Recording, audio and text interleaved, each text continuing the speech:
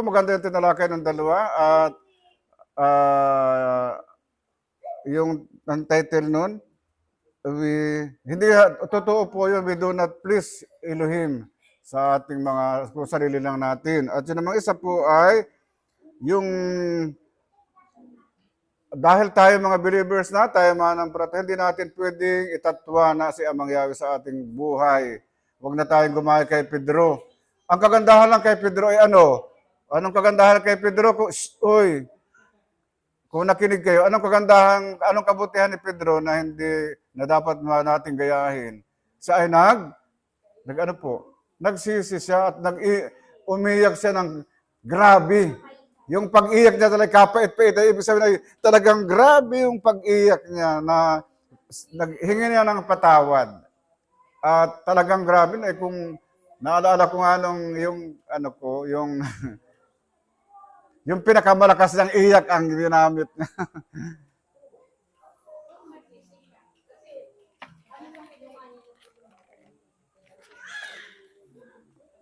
ito ba kayo hindi naman? Record lang. Ay, oo. Sige po. Isang magandang hapon muli at tayo po magpapatuloy na, nakapag-desisyon na tayo. At sa Sabado ay sabi ko kay Brother Ising ay bahala ka na doon kasi di daw sila mapunta rito. So ay mapuntaan na yun. Ay sabi ko bahala ka na. Ngayon po ay ano ibig sabihin po ng kagalakan?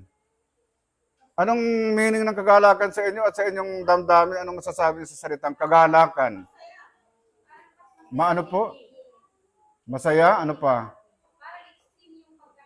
Kasi pangkalahatan, kasama na yung katatagan. At yung kapanatagan. Kasi yung panatag ka ay masaya yun. Nakakatulog ka doon ng mahimbing.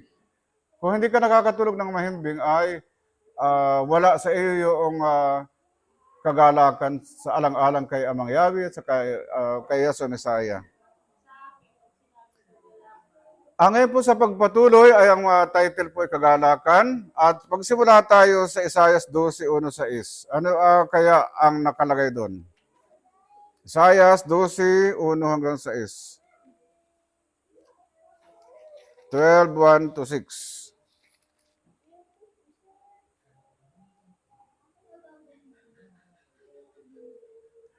Tungkol ito sa pangalat ng Israel kasi ang magandang balita, nagtagumpay na yata ang Israel sa digmaan ngayon. Narinig niyo po ba yun? Ang Israel daw ay nanalo. Nanalo daw Israel at pinakita pa doon na may anghel na lumilipad doon sa tapat ng araw. Nakita ko rin po doon sa cellphone, pinakita ko kay naka-video. Naka-video, nagtakbuhan yung mga nakita nila yung araw at saka yung ay may anghel na tumaas. Yung at saka, sabi nanalo nga daw, di ko naman, wala tayong balita. 12, Isaiah 12. Basahin po natin. At sa araw na iyon, ay iyong sasabihin, ako'y pasasalamat sa iyo, O Yahweh, sapagkat bagaman ikaw ay nagalit sa akin, ang iyong galit ay napawi at iyong inaaliw ako. Yung pagbabalik po yan ng Israel. Narito, Elohim ay aking kaligtasan. Ako'y titiwala at hindi ako matatakot, sapagat ang Yahweh Elohim ay aking kalakasan at awit, at siya'y naging aking kaligtasan. Naramdaman niyo po ba yan na kapag tayo na pumasok sa ating awit ni Amang Yahweh, ay patuloy tayo umaawit kahit tayo may ginagawa, tuloy-tuloy pa rin. Kaya't kayo yung iigib ng tubig na may kagalakan sa balon ng kaligtasan. Yan. Kung naalala yung babaeng Samaritana, nakausap ni Yahshua. At sa araw na iyon, inyong sasabihin, magpasalamat kayo kay Yahweh, kayo magsitawag sa kanyang pangalan. Magsitawag. Ipahayag ninyo ang kanyang mga gawa sa mga bayan. Sabihin ninyo na ang kanyang pangalan ay marangal. Sasabihin, hindi na tayo magayon ay. Hindi na tayo bigat nun. Merap bitbitin. Magsiawit kayo kay Yahweh, sapagkat siya'y gumawa ng mga marilag na bagay. Ipaalam ito sa buong lupa.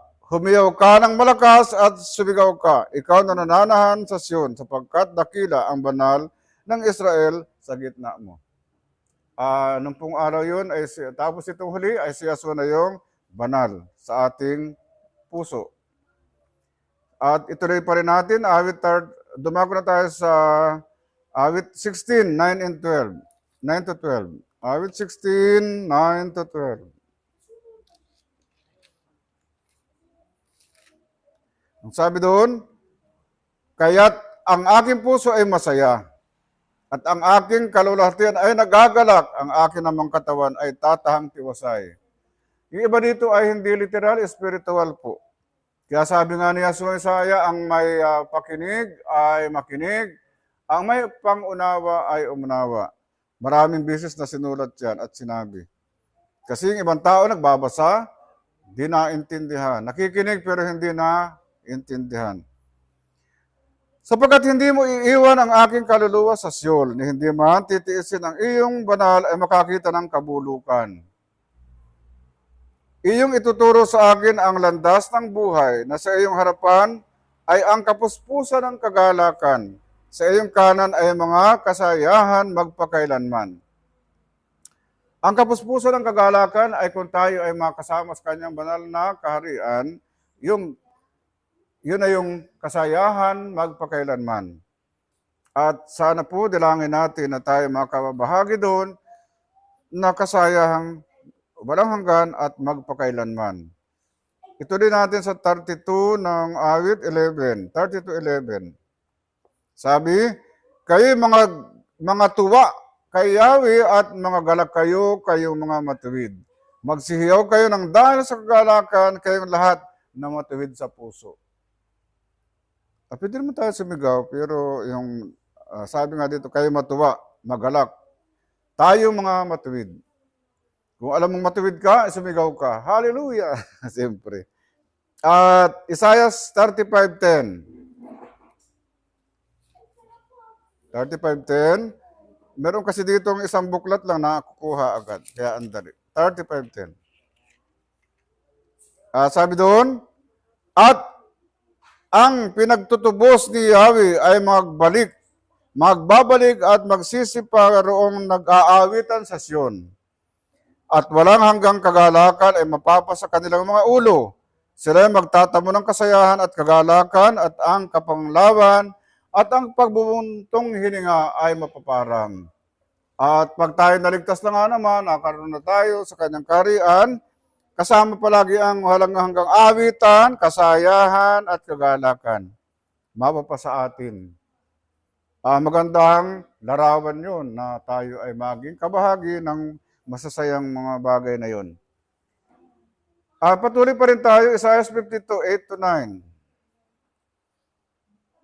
Yun yung future ng banal na bundok, ang Sion, sa kanyang kaharian na.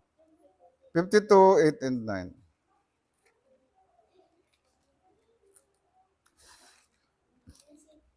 Sabi dito, ang tinig ng iyong mga bantay. Sila ay naglalakas ng tinig na magkakasama nagsisiawit sapagkat sila ay magkakakita ng mukhaan pagka ang Yahweh ay bumalik sa Sion. Yan sa pagbalik ni Yahshua Messiah sa kanyang second coming ay magsisigawan tayo ng kasiyahan. Kayo'y magbiglang magalak, kayo'y magsiawit ng magkakasama. Kayo mga sinangdako ng Jerusalem sapagkat inalaw ni Yahweh ang kanyang bayan, kanyang tinubos ang Jerusalem. Dalawang bagay ito, yung future at saka yung nakalipas. At tingnan naman natin ang Zacarias 9:9. Ang Zacarias ay malapit na dyan sa Mateo, kaya pabalik ang inyo. Pag nakita yung Mateo, pabalik. 9:9. Nakuha agad. Sabi dito, magalak kang mainam, o anak na babae ng Sion, humiyaw ka, o anak na babae ng Jerusalem.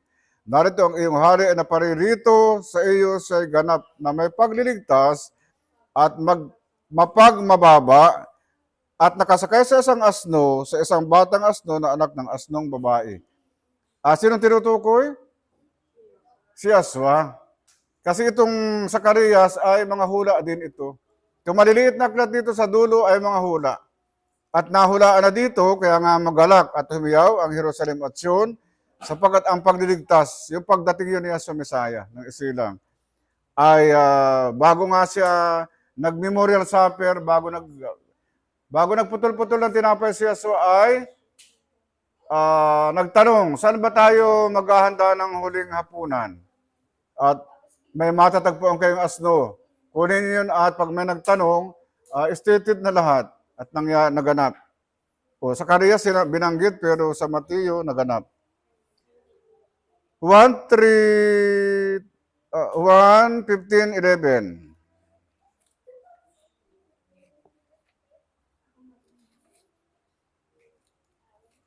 Anong sabi doon? Ang mga bagay nito ay sinalita ko sa inyo upang ang aking kagalakan ay mapa sa inyo at upang ang inyong kagalakan ay malubos. Ang ganda rin ng sinabi. Ang bunas.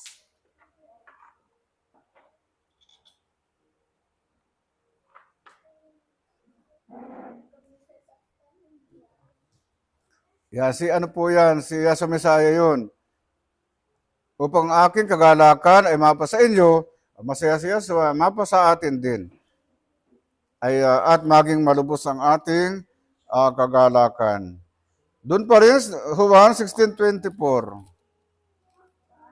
Ang sabi doon, hanggang ngayon wala pa kayong hinihinging anuman sa pangalan ko, kayo magsingi at kayo tatanggap. At upang malubos ang inyong kagalakan. Kaya po tayo kung meron tayong pangakulang sa ating pananampalataya, tayo ay humingi sa Kanya, tayo ay bibigyan. Kaya humingi tayo at bibigyan. Kaya yung iba daw di pa nakakatanggap sapagkat di naman nahingi. So magahapon tanghali, baga tayo magahapon, tayo humihingi. Kaya tayo ay nabibigyan, nakatanggap tayo. Hindi man natin nakikita yung binibigay, pero naramdaman natin at nangyayari talaga naman. Sa 17:13, Juan pa rin, 17:13. Ngunit ngayon ay napaririyan ako sa inyo at sinasalita ko ang mga bagay na ito sa liputan upang sila'y mga tamo ng aking kagalakan ganap sa kanila rin. Si Yesu pa rin nagsasalita. Yung kagalakan niya ay matanggap din natin. At sa totoo po yan, Roma 14:17.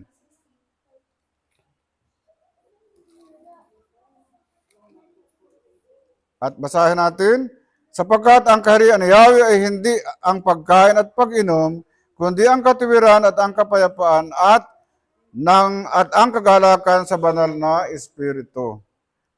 Ang kaharian yun ni Amang Yahweh ay hindi sa pagkain at pag-inom, kundi ang katuwiran. Kaya dito yung isang sulat dito sa ibang aklat dito may nakalagay na ang nilinis ay wag ipalagay na marumi. At yun ay dinagdag siguro ng writer kasi wala naman sa original. Mayapat hindi sa pagkain ay kain ng mga mga pinagbabawal. Dito pa rin 15:13. Puspusin nga kayo ni Yahweh ng pag-asa ng buong kagalakan at kapayapaan sa pananampalataya. Maganda yan. Upang kayo managana sa pag-asa sa pagitan ng kapangyarihan ng banal na Espiritu. Sa pagitan ng banal na Espiritu, kailangan natin madama yung kagalakan, kapayapaan sa pananampalataya. Kaya nga, ginagawa natin yung lahat ng paraan para maramdaman natin yung kagalakan at kapayapaan sa ating pananampalataya. Dumarating po talaga yan sa grupo, dumarating talaga yung nangyayari sa atin na dapat tayo maging matatag at wag tayong, sabi doon, pag ganito tayo, sabi doon ay walang, para daw kayong inahali tulad sa, sa alo ng dagat. Balik, gayon ang gayon. Walang kapahingahan yung dagat. At yun naman tao na ang pananampalataya ganyan din, wala din siyang kapahinga. Palagi siyang may dalawang kaisipan. Saan na ako? Nagtatanong din siya sa sarili niya, paano ako? Sana ako? Dapat meron tayong sariling pasya, yung nakakabuti sa atin. Kagalakan, kagalakan sa gitna ng paghihirap. At dumako tayo sa kagalakan sa gitna ng paghihirap. Paano po yun? Kagalakan sa gitna ng paghihirap. Na anong ibig pong sabihin noon? Tingnan natin, simula na tayo. Mateo 5:11-12. Kagalakan sa gitna ng paghihirap. Sa inyong palagay, anong ibig sabihin no? Naghihirap ka na, nagagalak ka pa. Sa mananampalataya po, walang problema yun. 5:11-12. Sabi doon, maganda naman, mapalad kayo pagka kayo inaalimura at kayo pinag-uusig, ay siya nga naman. At kayo'y pinagbibikaan ng sari-saring masama na pawang kasinungalingan dahil sa akin. Magagalak kayo at magsayang totoo sapagkat malaki ang ganti sa inyo sa langit, sapagkat gayon din ang kanilang pagkausig sa mga propeta na nauna sa inyo. Yan. Magalak sa gitna ng pag-uusig at alimura. Sa pag-uusig, mapipil natin na kapag inuusig ka, ay naibig sabihin nasaan ka? Nasa katotohanan ka. Kasi pag ikaw ay pagdating kasi ng panahon yun ng pag-uusig, kaya sana magwagi ang katarungan dahil hindi pa naman panahon ng madating pa kasi yung kasaganaan. At marami doon ang maliligaw ng mga banal. At ngayon, kung magwawagi ang kabutihan, ay mangyayari na yung nasa kasulatan. Pero pag nagwagi na ang kasamaan, malapit naman na ang wakas. Yan, yun po yung pagkagalakan na kahit na tayo inuusig, tayo masaya sapagkat alam natin na tayo may pag-asa. Gawa 5:41. Kayong mga nakakabasa na kayong apat, nakakabasa na kayo may mga Bible Kasi kayo malalaki na, kami nagsimula magbasa ng Bible, ay nung makabasa na kami. Ulit-ulit na ito namin nabasa noon. Pero iba noon, iba pala rin ngayon. 5:41. Yan. Maganda yan nagbabasa. At sinusundan yung pinag-aaralan.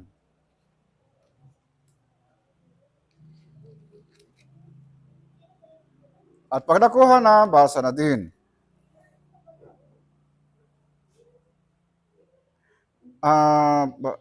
Sila ngayon nagsialis sa harapan ng Sanhedrin na nangatutuwang sila nangabilang na karapat-dapat na mga agbata ng kaalimuran dahil sa pangalan.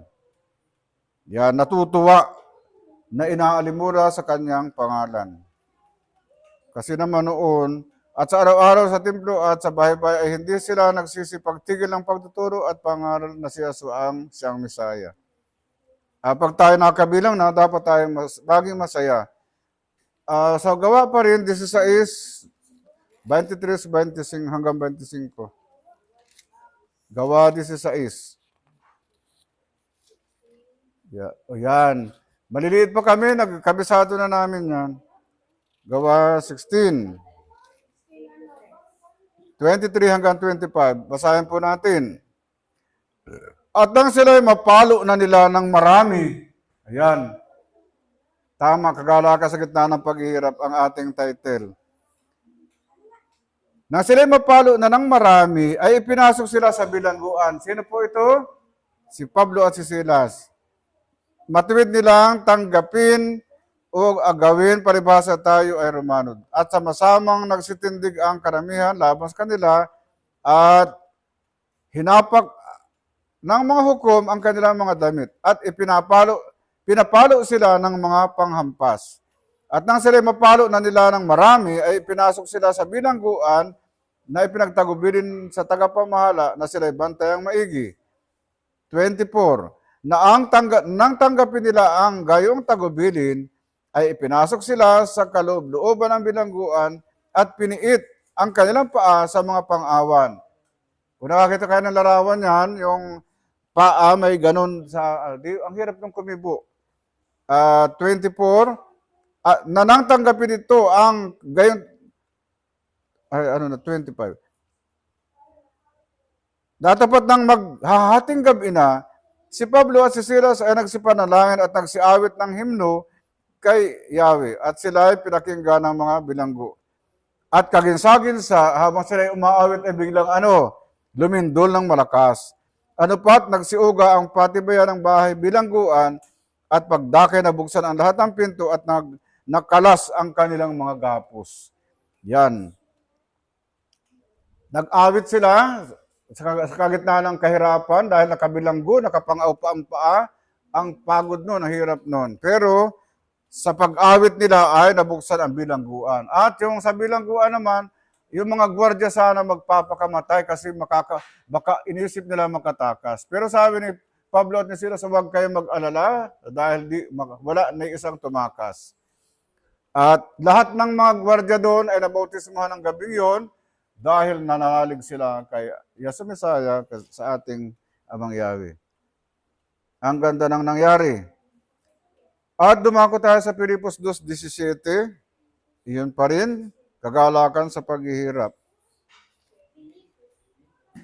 Filipos 2:17. Episo. Yan, 2:17.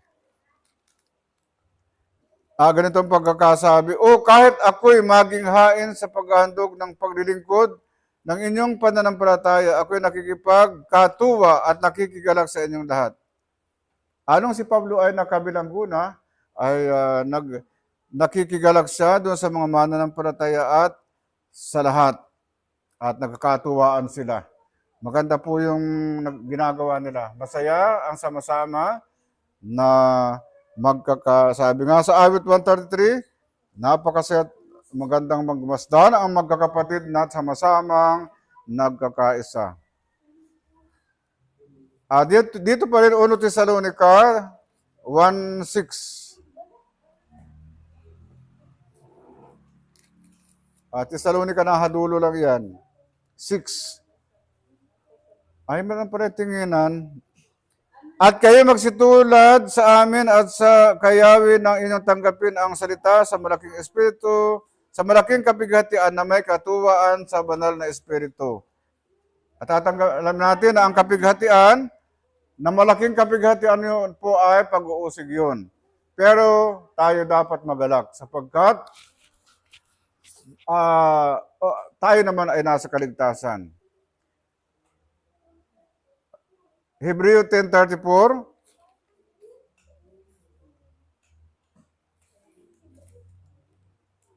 Ganito ang sabi doon, sapagkat tayo'y nangahabag sa may tanikala. Tinanggap ninyo ng buong galak ang pagkaagaw ng inyong pag-aari. Palibhasa inyong nalalamang mayroon kayo sa inyong sarili ng isang pag-aaring lalong mabuti at tumatagal. Ganito pa yan. Yung may mga ari-arian, aagawin. Pero sabi dito ay magalak pa rin tayo. Inagaw na yung ating ari-arian. Yung ating mga gamitan, inagaw na yung tahanan o lupa, inagaw na. Magalak kasi tatanggap naman tayo ng pag-aaring lalong mabuti at tumatagal. Sana yung buhay na walang hanggan. Santiago 1:2, kasi kasunod.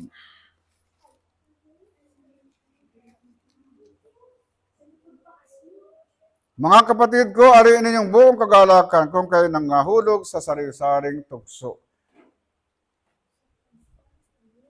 Kung ikaw ay di mananampalataya, anong magawin mo? Mabigay ka na agad. Sabi, bakit ganito? Wala nang ginawa ko sa akin, puro tukso. Kung ikaw ay hindi mananampalataya, iba ang maisa-isip mo. Yung personal mo ang lalabas. Pero kung sa pananampalataya, madalas kang tuksuhin, ay ariin mong kagalakan. Yan. Sa 1 Pedro 4:12-16, tinandin natin. 4:12-16. Ganito ang sabi, mga minamahal, huwag kayong mga taka tungkol sa mahigpit na pagsubok sa inyo. na dumarating sa inyo upang kayo subukin na waring anong nangyayari sa inyo di karaniwang bagay, kundi kayo'y mga galak, sapagkat kayo'y mga karamay sa hirap ni Yesua, upang sa pagkahayag ng kanyang kalawalhatian naman, ay mga galak kayo ng malabis na galak. Kasi kung maligtas tayo, ay di talagang malabis na galak. Ibig sabihin, sado ang iyong masaya kang maigi, malabis na galak. Kung kayo'y mapintasan dahil sa pangalan ni Yesua, ay mapapalad kayo sapagkat ang Espiritu ng kaluwalhatian at ang Espiritu ni Yahweh ay nagpapahingalay sa inyo. Ngunit, huwag magbata ang sino man sa inyo na gaya ng mamatay tao, magnanakaw, manggagawa ng masama, o gaya ng mapakialam sa mga bagay ng iba. Ngunit, kung ang isang tao ay magbata na gaya ng mananampalataya ay huwag mahiya, kundi luwalhatiin ang Yahweh sa pangalang ito. Ayan po, pag tayo inaalimura, sinasalitaan ng kung ano-ano, ay magalak. At kaya ito natin gawin kung tayo ay talagang taos sa puso ang pananampalataya. Hindi na yan matitikal. Dumako tayo sa dahilan ng kagalakan. Tapos na tayo sa kagalakan sa gitna ng paghihirap, yung mga pag-usig pala ang tinutukoy doon, at dahilan ng kagalakan. May mga dahilan ng kagalakan, tinan natin Deuteronomy 12:7. 12:7 ng Deuteronomy. Parang kay ano yan. At doon kayo kakain sa harap ni Yahweh Elohim at kayo'y magagalak sa lahat ng kalagayan ng inyong kamay, kalagyan. Kayo at ang inyong mga sangbahayan kung saan pinagpala ni Yahweh mong Elohim.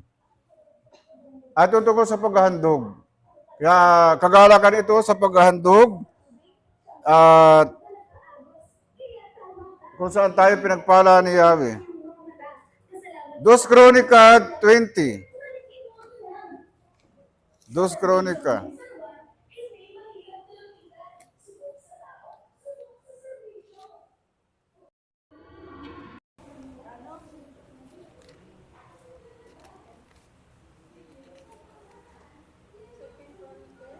Nang magkagayon nagsibalik sila, bawat lalaki sa Huda at sa Jerusalem at si Josaphat ay sa unahan nila upang bumalik sa Jerusalem na may kagalakan sapagkat sila ay pinagkatuwa ni Yahweh sa kanilang mga kaaway. At sila nagsiparoon sa Jerusalem na may salteryo at mga alpa at mga pakakak ng bahay ng Yahweh. Ito yung dahilan ng kagalakan noon ni Jehoshaphat na pinagkatuwa sila ni Amang Yahweh ng kanilang dahil sila ay nagwagi sa kanilang kalaban. So yun po yung dahilan ng kagalakan ni Haring Jehoshaphat at pinagtagumpay sila ni Amang Yahweh. Na may salteryo, alpa at trumpet. Ang pangit ng Tagalog ay pakakak, trumpet. Kronika pa rin, 30, 23 hanggang 26. Mga dahilan na lang ito ng kagalakan. 30:23. Sabi dito, at ang buong kapisanan ay nagsanggunian upang magdiwang ng ibang 7 araw, at sila nagdiwang ng ibang 7 araw na may kasayahan, sapagkat si Ezekias naman ito, na hari ng Huda ay nagbigay ng kapisanan ng pinakahandog na 1,000 baka, 7,000 tupa, mga prinsipe ay nagbigay sa kapisanan ng 1,000 baka, at 10,000 tupa at lubhang maraming bilang ng mga saserdote ay nagpakabanal. At buong kapisanan ng Huda, pati ng saserdote at mga Levita, at ang buong kapisanan na lumabas sa Israel, at ang mga taga-ibang lupa nagsilabas sa lupa ng Israel at nagsitahan sa Huda ay nangagagalak, sapagkat sa gayon nagkaroon ng malaking kagalakan sa Jerusalem, sapagkat mula sa panahon ni Solomon na anak ni David, na hari sa Israel, hindi nagkaroon ng gayong Jerusalem. Nagkaroon ng gayong sa Jerusalem. Kahit pala po sa panahon ni Haring Solomon, ay hindi nagkaroon ng kagalakan sa panahon ni Ezekias. At ang handa nila ay, grabe 1,000 baka, 7,000 tupa, 1,000 baka, 10,000 tupa at lubhang maraming bilang ng mga saserdote ay nagpakabanal. Grabe yung kagalakan nila, katuwaan sa panahon ni ni Ezekias. At yun daw ay hindi nangyari kahit panahon ni Haring Solomon na nagkatuwaan ng libu-libong mga hayop ang kinatay para sa kanilang pagkakatuwaan. At yun ay, yung pangingili nila ng Paskong yun, ay napakaraming baka, tupa ang namatay, inihanda. Alamin din natin anong kagalakan sa panahon ni Esther. Esther 8:16-17. Ang Esther po ay nasa tabi ng Hub. 8.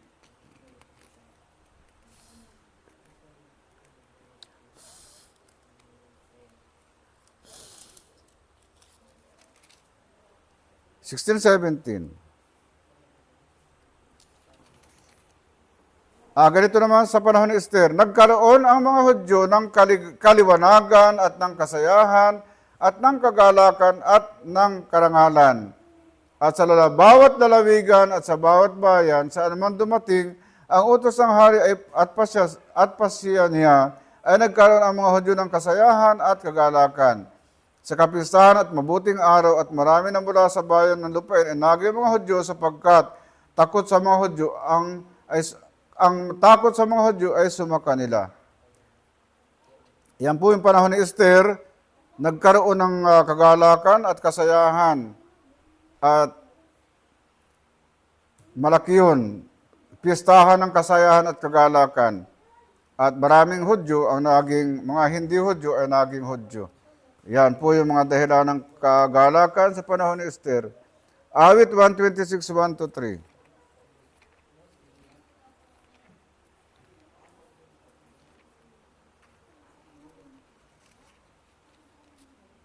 Malapit na rin. Basahin natin. Nang dalihin muli ni Yahweh, yaong nagbalik sa Sion, tayo ay gaya yaong nananaginip. Nang magkaya na puno ng bibig natin ng pagtawa at ng dila natin ng pag-awit, na magkagay sinabi nila sa gitna ng mga bansa, ginawan sila ni Yahweh ng mga dakilang bagay.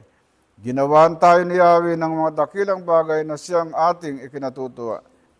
Ito naman yung sa awit, ito yung pasasalamat na may kagalakan na pinangunahan ni Amang Yahweh. Si Yahweh ang nagbigay ng dakilang bagay at na siyang ikinatuwa ng kanyang mga lingkod. Isaiah 52, 8-9. Isaiah naman, 52, 29, 8 and 9.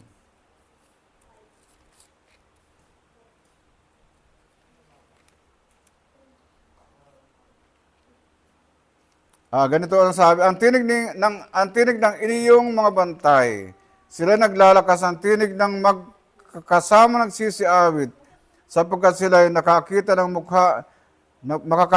mukhaan pagka ang Yahweh ay bumalik sa Sion. Kayo magbiglang magalak, kayo magsiawit ng magkakasama, kayo mga sinandako ng Jerusalem sapagkat inaliw ni Yahweh ang kanyang bayan, kanyang tinubos ang Jerusalem.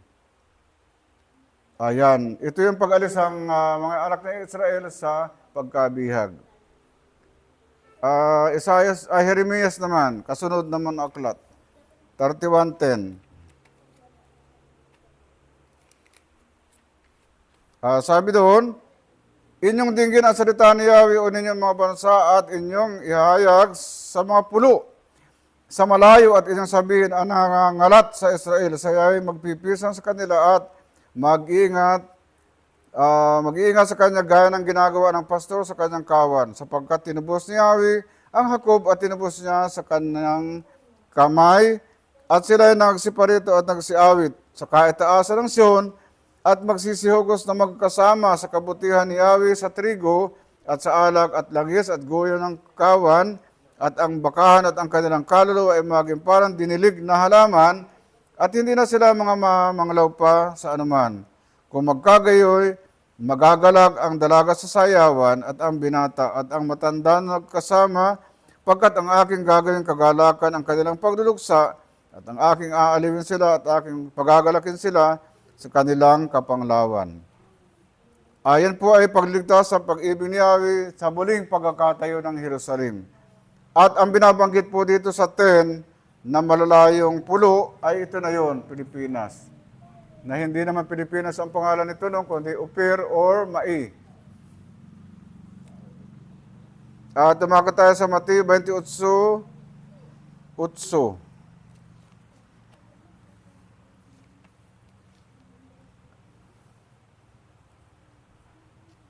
Kaya tayo pong nasa Pilipinas ay mapalad sapagkat ang atipan ni Abraham ay nandito. 28:8. At sila ay nagsialis na madali sa libingan na taglay ang takot at ang malaking galak at nagsitagbo upang ibalita sa kanyang mga alagad. Dahilan ng kagalakan pa rin, naging masaya sila. Nung si Yesu ay magbangon na, di nila natagpuan, nakita naman pero hindi nakilala, ay pero nagalak sila. Natakot na may galak. At ibinalita sa mga alagad na si Yesu ay naroon na sa Galilea nauna. Na natakot na may galak at nagtakbuhan para makarating agad na magbalita. Huling tatlong mga talata, Lucas 2:10-11. 10-11 pala, Lucas.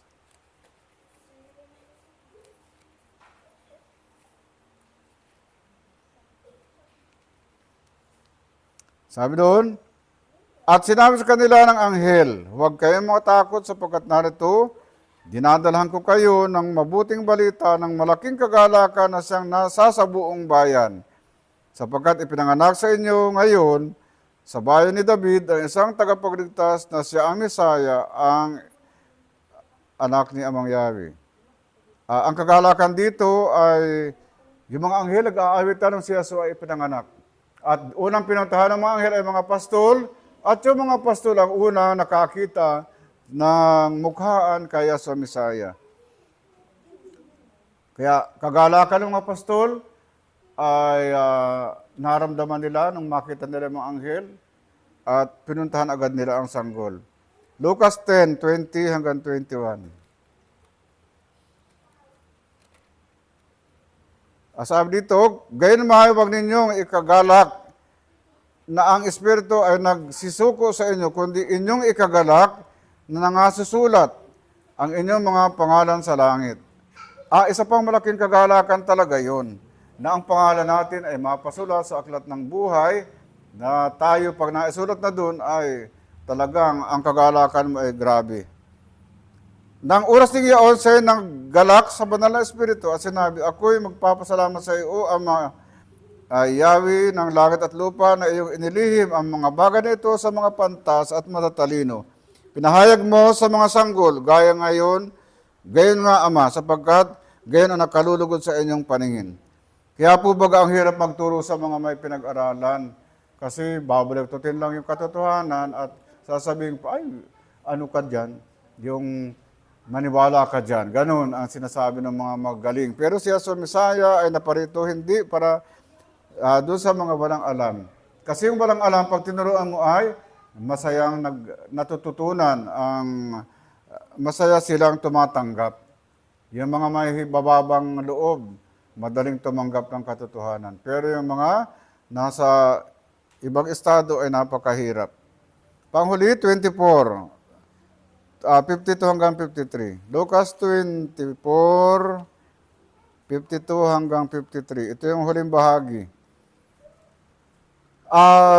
Kanyang dinala sila sa labas hanggang sa tapat ng Bitanya at tinaas niya ang kanyang mga kamay at siya'y binasbasan. At nangyari na samantalang siya'y binabasbasan niya, ay iniwan niya sila at dinala siya sa itaas sa langit. At siya'y sinamba nila at nagsibalik sila sa Jerusalem na may malaking galak. At paglaging sila nasa templo na nagpupuri kay Yahweh. Ang mga alagad niya po, nandalin niya sa bundok at nung siya'y umapunta na sa langit, ay binasbasan yung mga apostol at nagkaroon ng malaking kagalakan sila. At sa pagtaas doon ni Yahshua sa langit ay binaba na, pagkataakyat na doon, ay naalam naman natin na sinugo ang banal na Espiritu at lahat ng mga salita ni Yahshua nung sila magkakasama pa ay naunawaan nilang lahat. Nung wala pa yung banal na Espiritu, ay palay ang saway niya doon sa mga alagad. Katulad na nga lang nung, manalangin kayo. Pagbalik na, tulog. Ilang beses yun, natulog. Sabi na, ang bibigat daw kasi ng mata, di antok na antok, ay di tulog. Hindi sila nakipagpuyat, kaya naipagkanulo si Yahshua. At lahat ng yun, nang siya ay umakyat na sa langit, ay nag-flashback na kanila, gawa ng banal na Espiritu, naunawaan na ng lahat, pati yung mga talinhaga. Kasi sa mga talinhaga, kahit ipinaliwanag niya sa Misaya noong sila magkasama pa, waring di nila naunawaan. So yun po ang kagalakan sa gitna ng paghirap, dahilan ng kagalakan. Tayo din, may dahilan tayo ng kagalakan. Mga simpleng kagalakan, nagtagumpay ang ating mga mahal sa buhay ng anak, nakakamit ng karangalan, masaya tayo, nagagalak tayo para sa ating mahal sa buhay. Iba-iba rin ang kagalakan. Pero ang pinakamalagang kagalakan ay maitala ang pangalan natin sa aklat ng buhay upang malubos ang ating kagalakan at tayo makabilang sa kanyang kaharian. Tayo dumako na sa awit 32, tayo tumayo. Ang ating response, mapalad siyang pinatawad ng pagsalangsang na tinakpan ang kasalanan. Yung kasalanan natin natakpan at mapalad tayo na di na mabibilang yung mga kasalanan natin. Ayan, malaki naman po yung sulat. At tayo po yung magpatuloy. Mapalad ang tao na hindi paratangan ng kasamaan ni Yahweh at walang pandaraya ang diwa niya. Nang ako'y tumahimik ay nang lumu ang aking mga buto dahil sa aking pag-angal buong araw. Response? Na tinakpan. Nang ako'y tumahimik sapagkat araw at gabi ay mabigat sa akin ang iyong kamay. Ang aking lamig ng katawan ay naging katuyuan ng tag-init. Aking kinilala ang aking kasalanan sa iyo, at ang aking kasamaan ay hindi ko ikinubli. Aking sinabi, aking ipapahayag ang aking pagsalangsang kay Yahweh, at iyong pinatawad ang kasamaan ng aking kasalanan. Response?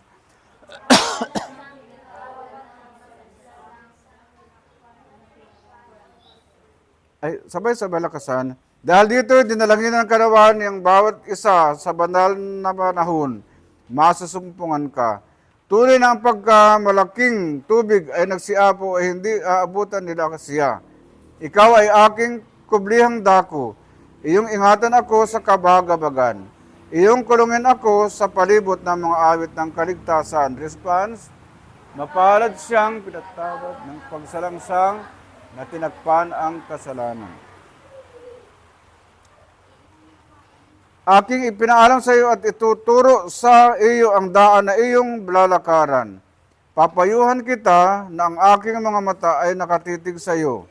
Huwag nawa kayong maging gaya ng kabayo o gaya ng mula na walang unawa, na marapat igayak ng busal at ng paningkaw upang ipangpigil sa kanila, na kung hindi sila magsisilapit sa iyo. Response?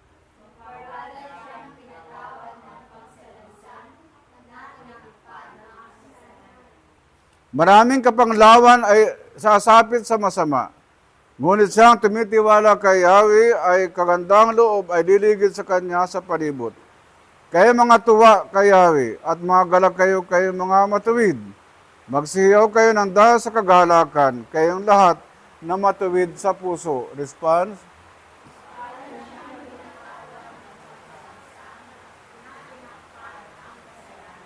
At tayo dumako na sa pagkikipag-usap natin kay Amang Yahweh. Dalangin natin ang ating mga kailangan.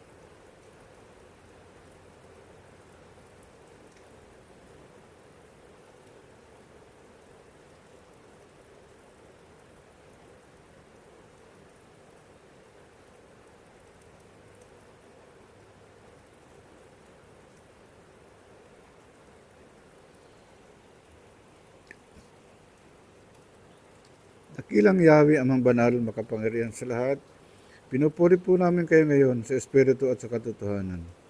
Kayo ang ilaw ng katotohanan. Buksan niyo po ang aming isipan para sa aming mga suliraning espiritual sapagkat doon po nakasalalay ang aming buhay at pananalig sa inyo na kung ano po ang inyong kalooban at siya po namin susundin at iparamdam sa amin ninyo po ang aming mga karaing at na pananalig na ito na sana po ay gabayan kami ng banal na Espiritu upang lubos naming maunawaan at lubos naming madama ang iyong pagliligtas, ang iyong mga biyaya. Ang mga kagalakan na kulang sa aming puso ay dagdagan niyo po ng mga awit at galakang buhat sa inyo at sa pagitan ng aming panalangin nadama namin ang mga biyayang ito na galing sa inyo. Kayo po ang makapangyarihan, pinupuri at dinadakila po namin kayo sa aming buhay. Sa hapong ito, kasamang aming mga mahal sa buhay at mga anak na sila naman din po ay kabahagi sa bawat araw. Maraming salamat po, Amang Banal. Maraming salamat po kaya sa Misaya na siya nagtubos sa amin. Maraming salamat po sa mga biyaya na aming kinakamtan. Sa hangin at pagkain, sa tubig na aming iniinom. Maraming salamat po. At kayo po nakakaalam ng mga may karamdaman na sana po pagalingin at palakasin ang mahinang katawan. Kasi lahat palakasin din ang mahinang pananampalataya. Mawala ang pag-isa at dalawa kundi kayo ang maging sentro ng aming pananalig sa inyo. Walang iba. Hinidadalangin namin lahat sa banal na pangalan ng aming tagapagligtas na si Yahushua Mesaya, siya nawa. Hallelujah po ulit. Ay, parang kulang. Hallelujah! Ayan, tayo po'y umawit.